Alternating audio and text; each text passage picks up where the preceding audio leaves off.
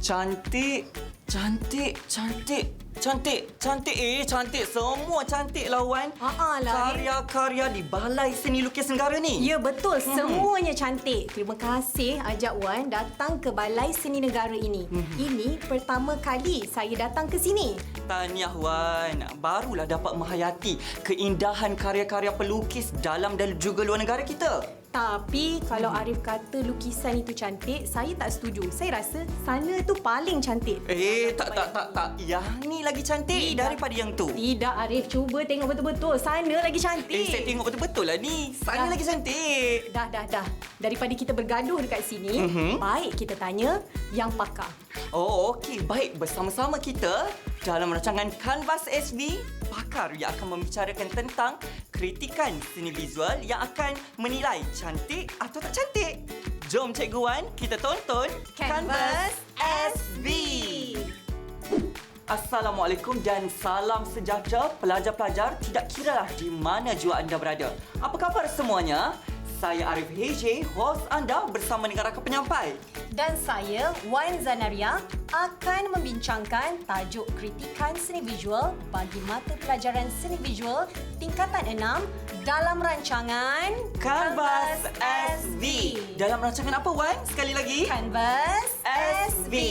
Baiklah, untuk pengetahuan pelajar-pelajar di rumah dan juga Wan, tajuk kritikan seni visual ini ialah tajuk yang sangat penting kepada calon-calon STPM yang mengambil subjek seni visual. Ya, betul tu Arif. Oleh itu, adik-adik di luar sana kenalah fokus ya.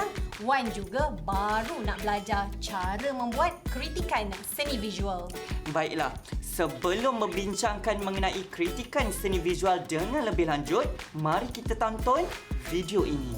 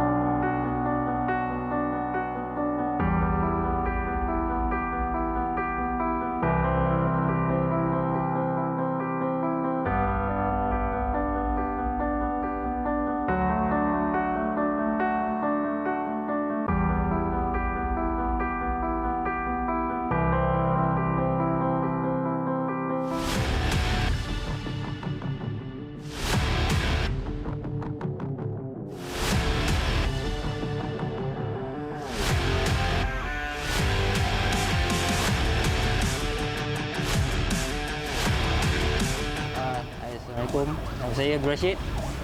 Saya merupakan seorang grafiti artis atau mural artis lah di Malaysia. So, untuk kali ini dapat tanggungjawab dari Balai Seni untuk melukis frontliner sebagai kita appreciate frontliner kita yang betul-betul lumus semasa MCO lepas. So, untuk design ni saya lebih fokus kepada unsung heroes lah. Portrait nurse, portrait delivery man dan semua kan. Hai, saya Yaul Acap, umur 29 tahun. Okey, kat belakang kita ni ada satu mural yang program daripada Balai Seni. Balai Seni lantik saya untuk siapkan mural ni. Okey, mural ni kisah pasal COVID. Okey, untuk part saya lukis pasal hero ni. Nanti ada lagi banyak-banyak lagi, nanti ada lah. Sekarang ni saya baru siap tak sampai 10% lah. Kita baru dah ada marking sikit, tinggal nak masuk colour. Cuma masalah cuaca sikit, hujan, panas. Sebenarnya Arif, tahu tak apa yang dikatakan kritikan seni visual? Boleh Arif terangkan? Okey, sebenarnya Cikgu Wan, kritikan seni visual ini satu topik yang saya kira sangat luas dan mencabar. Saya bukanlah orang yang arif, walaupun nama saya Arif, untuk mengupas tentang tajuk ini.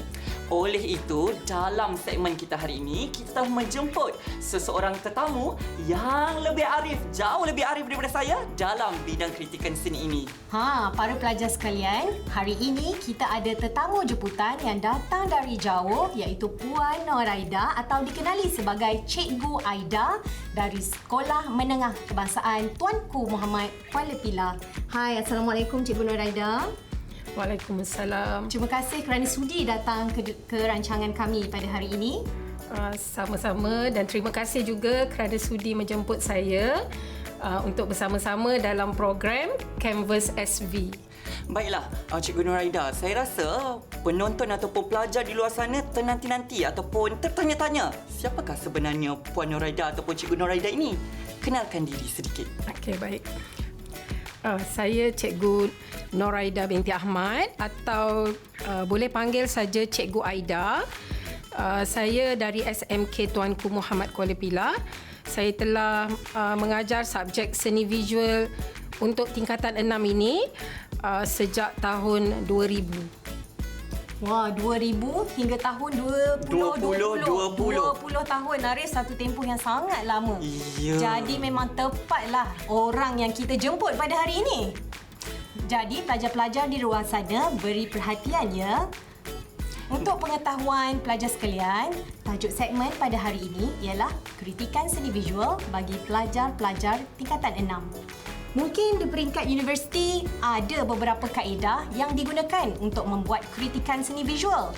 Namun Arif, bagi pelajar-pelajar tingkatan 6, kita akan memberi pemahaman kepada mereka mengenai kritikan seni menggunakan kaedah strategi kritikan seni oleh Edmund Feldman.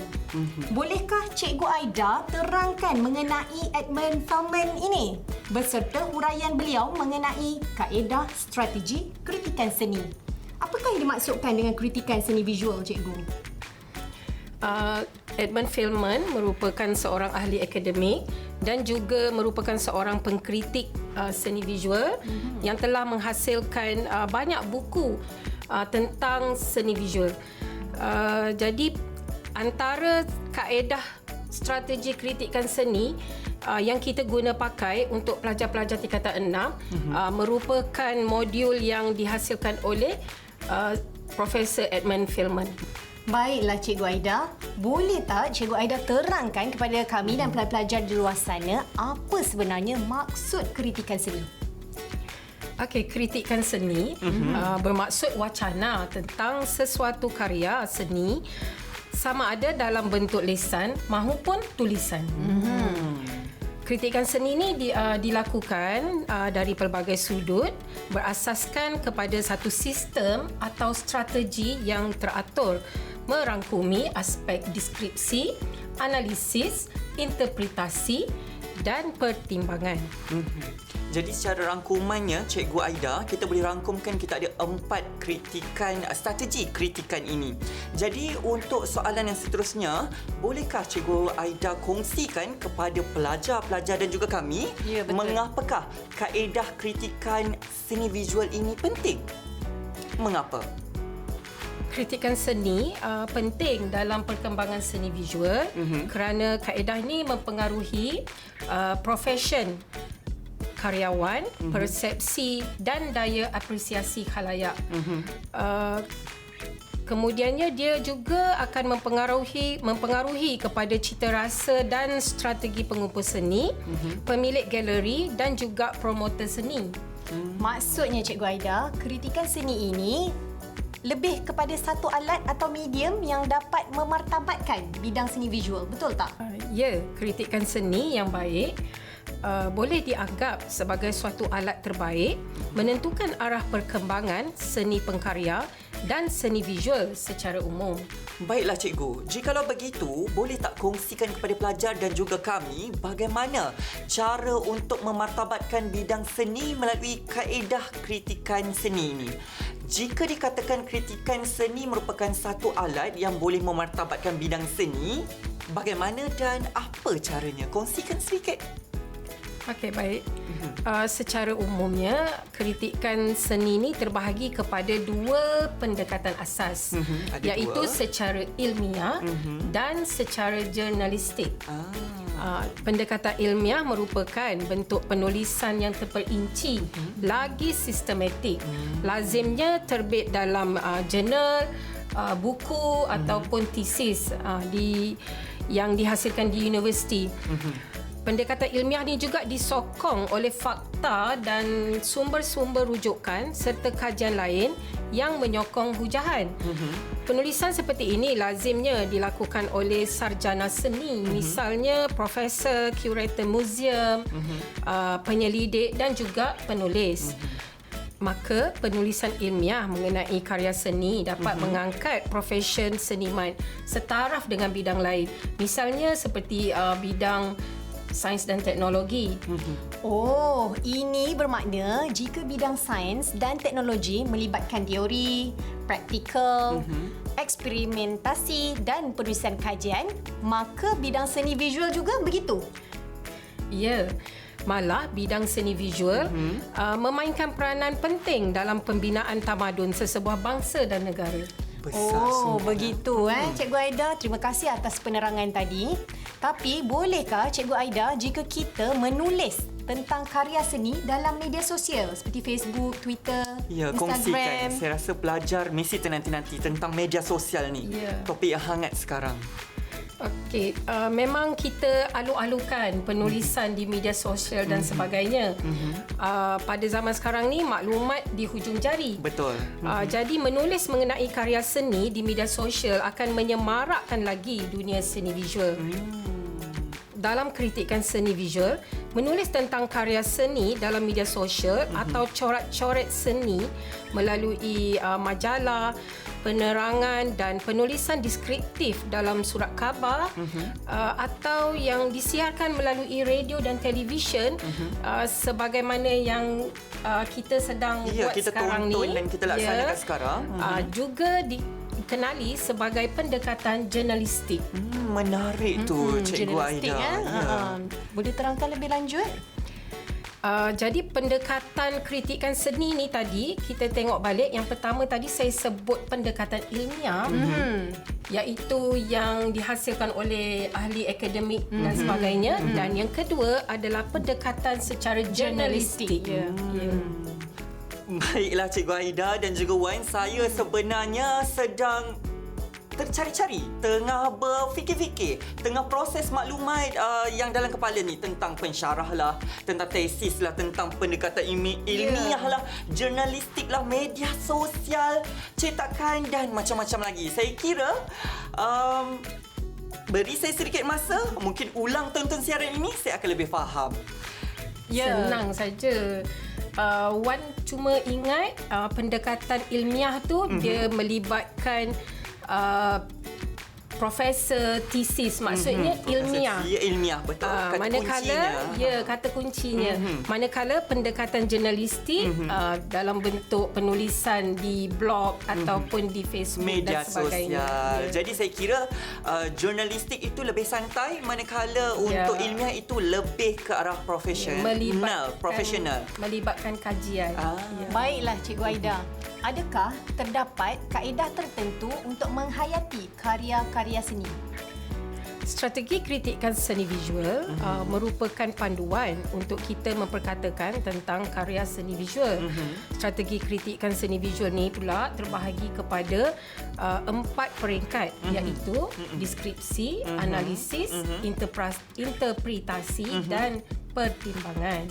Jadi maknanya Cikgu Aida dan juga Wan, kita boleh akronimkan saya kira untuk tadi itu kita strategi itu kita ada DAIP, iaitu D mewakili deskripsi, A untuk analisis, I untuk interpretasi dan P untuk pertimbangan. Boleh kan Cikgu Aida? Saya kira DAIP. Untuk pelajar tingkatan 6 kan? Wan masih kurang faham tentang penggunaan strategi DAIP dalam membuat kritikan seni visual ni, Cikgu Aida. Boleh tak Cikgu Aida jelaskan lagi dengan lebih lanjut? strategi kritikan ni memerlukan latihan yang berterusan. Jadi sebagai panduan untuk Wan dan juga penonton di luar sana, kita boleh lihat paparan ini. Roll VT.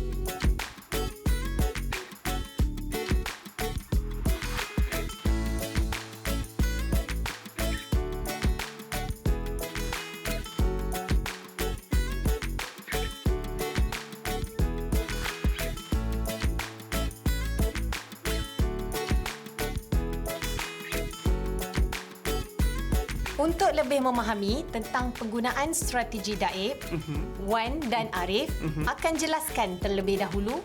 Seterusnya, jika ada sebarang maklumat tambahan atau pembetulan, mungkin Cikgu Aida boleh tolong tambah-tambahkan? InsyaAllah. Mari kita mulakan dengan karya ini. Peringkat pertama ialah deskripsi. Apakah bentuk karya ini? Karya ini ialah sebuah arca yang dihasilkan oleh artis Bayu Utomo Rajikin yang bertajuk Bujang Berani, yang dihasilkan pada tahun 1991. Cikgu Aida betulkan kalau saya salah ya. Seterusnya, karya ini memaparkan figura yang tidak lengkap tetapi penuh dengan emosi. Betul ke jawapan Arif tu tadi, Cikgu Aida? Betul. Jadi jawapan Arif itu dia lebih kepada peringkat deskripsi. Deskripsi. Itu Baik. adalah Peringkat pertama. Ya, adalah langkah pertama untuk memperkatakan tentang karya seni, iaitu kita melihat apa yang kita nampak sahaja pada karya itu. Baiklah Cikgu Aida, saya cuba. Peringkat Silakan, Wan. kedua ialah analisis. Pada peringkat ini, kita akan melihat pelukis mengolah elemen seni dan prinsip rekaan dengan menggunakan media dan teknik tertentu bagi menghasilkan arca. Apakah elemen seni yang ketara dalam arca ini, Arif? Kalau Wan nak tahu, ini dari saya lah. Karya arca sudah pasti menggunakan elemen rupa bentuk 3 dimensi ataupun 3D. Lagi? Nampak kan wajah pahlawan yang berkerut-kerut, aksesori kepala seperti bulu-bulu burung bercuntai, tersasul saya, dan pakaian pahlawan daripada sepihan besi ni. Ya. Tentulah elemen seni jalinan. Betul ke, Cikgu Aida? Ya. Apa yang diterangkan oleh Arif tadi adalah peringkat kedua dalam memperkatakan tentang karya seni, iaitu kita membuat analisis kepada elemen seni dan prinsip rekaan. Jadi kita sebenarnya kepada pelajar-pelajar di luar sana, mereka telah pun belajar mengenai elemen seni, iaitu garisan, rupa, jalinan, nilai dalam dan warna. Dalam episod terdahulu dan yang dah belajar bertahun-tahun sebelum Betul. ni. Dan juga prinsip rekaan, harmoni, kontra, kepelbagaian dan sebagainya tu kita cuba analisa karya itu menggunakan pengetahuan sedia ada dalam bab yang terdahulu. Ya. Baiklah Cikgu Aida. Wan nak cuba lagi untuk gambar yang seterusnya. Berdasarkan rupa 3 dimensi dan jalinan yang ditekankan dalam penghasilan arca, apakah prinsip rekaan yang diaplikasikan? Okey. Saya kira saya jawablah, Wan. Okey, Arif nak Prinsip rekaan yang diaplikasikan ialah penegasan, kerana arca ini terdiri daripada satu figura. Satu figura, satu bentuk. Ya. Penegasan juga dapat dilihat melalui riak wajah yang diberi penekanan berlebihan, melampau saya kira, serta aksesori kepala yang menarik perhatian, yang berbulu-bulu tadi tu. Juntai tadi. Selain itu, pengkarya juga mengaplikasikan prinsip rekaan pergerakan melalui kedutan pada wajah arca figura, termasuk aksesori kepalanya yang bercabang-cabang ke pelbagai arah. Betul ke? Pandailah Arif ni. Cikgu Aida Terima ada kasih. maklumat tambahan? Okey, baik. Yang Arif bincangkan tadi sebenarnya masih lagi di bawah langkah ataupun strategi kedua, iaitu peringkat analisis. Arif memperkatakan tentang prinsip rekaan pada karya. Jadi Arif nampak tadi, Arif memang dah sebut tentang penegasan arca, sebab arca tu dia tentang figura, penegasan kepada riak wajah Jadi saya gunakan perkataan prinsip rekaan penegasan dan juga Arif menekankan kepada prinsip rekaan pergerakan pada arca. Itu. Peringkat ketiga ialah interpretasi. Saya serahkan kepada Arif untuk kemukakan soalan seterusnya kalau ada. Ya, apakah maksud interpretasi? Okey, baiklah Arif. Interpretasi dalam konteks seni visual bermaksud menghuraikan makna atau fungsi hasil seni visual sama ada secara tersurat atau tersirat. Apakah interpretasi bagi karya yang bertajuk Bujang Berani ini yang dihasilkan oleh Bayu Utomo Red Chicken tadi? Karya Arca bertajuk Bujang Berani oleh Bayu Utomo ini menonjolkan semangat kepahlawanan seperti berani, jati diri dan semangat juang yang tinggi yang ada dalam diri seorang pahlawan kaum Dayak di Sabah. Secara tidak langsung, karya ini membuat penonton berfikir dan bermain dengan emosi. Hal ini kerana sifat kontroversi dalam karya merangsang fikiran khalayak ramai. Merangsang pemikiran dan emosi itulah peranan sebenar karya seni visual, Arif. Saya kira kalau Cikgu Aida senyap, betul lah tu Betul jawapannya. lah tu. Jadi saya teruskan dengan soalan yang berikutnya. Ya. Jawapan-jawapan tadi cukup benar saya kira. Jadi selama ini saya sendiri ingatkan karya seni ni hanya dilihat dari segi aspek kecantikan sahaja macam tadi kita cakap kan. bergaduh-gaduh Cantik tidak, hodoh pula. Kan? Jadi sebenarnya bagaimana? Bagaimana kita nak kritik peringkat keempat pula? Baiklah Arif, ini yang terakhir dengan betul-betul ya. Silakan, pada Wan. peringkat keempat. Dan terakhir dalam kritikan seni visual ialah pertimbangan. Pada peringkat ini, kita sebagai pengkritik perlu membuat kaitan tentang kejayaan pengkarya menyampaikan makna dan fungsi karya seni visual dengan mengaplikasikan aspek formal iaitu elemen seni, prinsip rekaan serta media dan teknik dengan berkesan. Dalam konteks karya bertajuk Bujang Berani dari Bayu Utomo Rejkin tadi, beliau telah berjaya menyampaikan makna karya dengan berkesan. Beliau menggunakan bahan daripada besi sebagai pakaian yang membawa maksud semangat perjuangan dan kepahlawanan. Ya. Mimik wajah seorang pejuang ditimbulkan melalui perincian garisan dan jalinan terhadap wajah figura arca.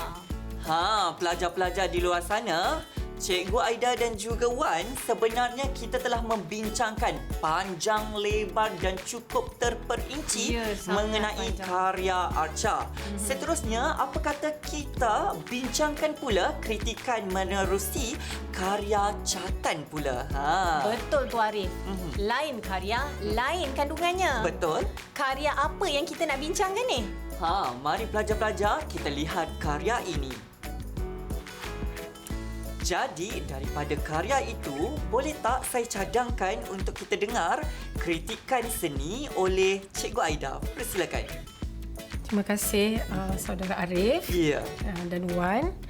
Karya ini merupakan sebuah karya catan dengan media akrilik dihasilkan oleh pelukis Syed Ahmad Jamal pada tahun 1982 bertajuk Sirih Pinang. Patutlah saya lihat macam ada sirih pinang di situ. Itulah, cuba Wan tengok betul-betul pada karya ini dan cuba senaraikan apa yang Wan dan Arif nampak Dalam catan dalam ini ya. catan tu. Okey, saya Silakan, cuba Wan. Ya, cuba Wan. Catan separa abstrak yang menonjolkan sirih pinang sebagai subjek utama catan. Terdapat juga pokok pinang dan lanskap gunung serta awan di bahagian belakang catan. Ya, jadi apa yang Wan sebut tadi sebenarnya Wan telah membuat kritikan seni untuk peringkat pertama iaitu deskripsi. Hanya menerangkan apa yang kita nampak dengan mata kasar. Ya, betul. Ya, Wan dah semakin Pandai. Ya. Alhamdulillah Arif. Ya, jadi pelajar-pelajar, bagaimana pula dengan peringkat kedua, Cikgu Aida? Peringkat kedua adalah peringkat analisis. Jadi pada peringkat ini kita melihat pelukis mengolah unsur seni dan prinsip rekaan dengan menggunakan media dan teknik bagi menghasilkan catan. Jadi boleh tak Wan tolong senaraikan apakah unsur seni yang Wan dapat lihat dalam karya ini? Okey, Wan tahu catan ini menggunakan unsur-unsur seni seperti garisan, jalinan, warna dan ruang yang diolah menjadi sebuah catan 2 dimensi. Betul tak Cikgu Aida? Ya, betul. Jadi bagaimana pula cara unsur seni ni diolah? Jadi kita boleh juga menyentuh di sini tentang sapuan berus yang ekspresif yang membentuk garisan-garisan warna yang diolah menjadi seperti daun sirih, menjadi seperti buah pinang, landscape, gunung, awan dan sebagainya. Teknik ini dapat menimbulkan kesan jalinan pada catan. Jadi dalam peringkat ini kita menyebutkan lebih kepada aspek formal iaitu unsur seni dan juga prinsip rekaan. Okey, untuk peringkat interpretasi kita akan menceritakan tentang makna karya. Jadi karya Sirih Pinang oleh Syed Ahmad Jamal ni bersandarkan adat dan tradisi dalam konteks budaya Melayu. Ya, Sirih Pinang kan? Ya, Tak seperti asing yang kita tahu, Sirih Pinang ni merupakan sejenis kudapan pembuka bicara dalam urusan rasmi adat dan adab Melayu pada zaman dahulu. Betul? Ya, daun sirih ialah lambang adat dan simbol dalam budaya dan digunakan sebagai adat istiadat masyarakat Melayu dalam pelbagai majlis seperti merisik dan pertunangan. Jadi Syed Ahmad Jamal sedang menceritakan semula kepada penonton tentang adat dan ini adab dalam Melayu. Ya. Tetapi menggunakan media Karya seni, catan. karya seni moden. Ya. Baiklah Cikgu Aida. Boleh Cikgu Aida terangkan untuk strategi peringkat keempat iaitu yang terakhir sekali iaitu pertimbangan. Yes. Okey, untuk peringkat keempat dan juga Silakan, terakhir Cikgu dalam strategi kritikan seni iaitu peringkat pertimbangan. Bagi karya Syed Ahmad Jamal bertajuk Sirih Pinang ini, kita akan pelajar seharusnya dapat mengolah bagaimana pengkarya ini berjaya menyampaikan makna tersirat kepada audien dengan menggunakan aspek formal. Contoh saya beri bagaimana Syed Ahmad Jamal ni dia menggunakan motif-motif tradisional dalam karya untuk menyampaikan maksud tentang adab dan adat budaya Melayu. Begitu. Jadi pelukis ini dia berjaya menyampaikan maksud dengan menggunakan bahasa seni visual iaitu aspek formal, unsur seni dan prinsip rekaan. Wah, terbuai-buai rasanya Arif Betul. mendengar penerangan yang cukup terperinci daripada Cikgu Aida kita tadi. Cukup kan? Daib tadi 4 tadi kan? Deskripsi, analisis, interpretasi dan pertimbangan. Ya, pertimbangan. Okey, baiklah Arif, kita sudah sampai ke penghujung rancangan. Ya, untuk pengetahuan pelajar-pelajar, setakat ini sahajalah yang kita mampu hidangkan buat anda sebagai tatapan dalam program Canvas SV.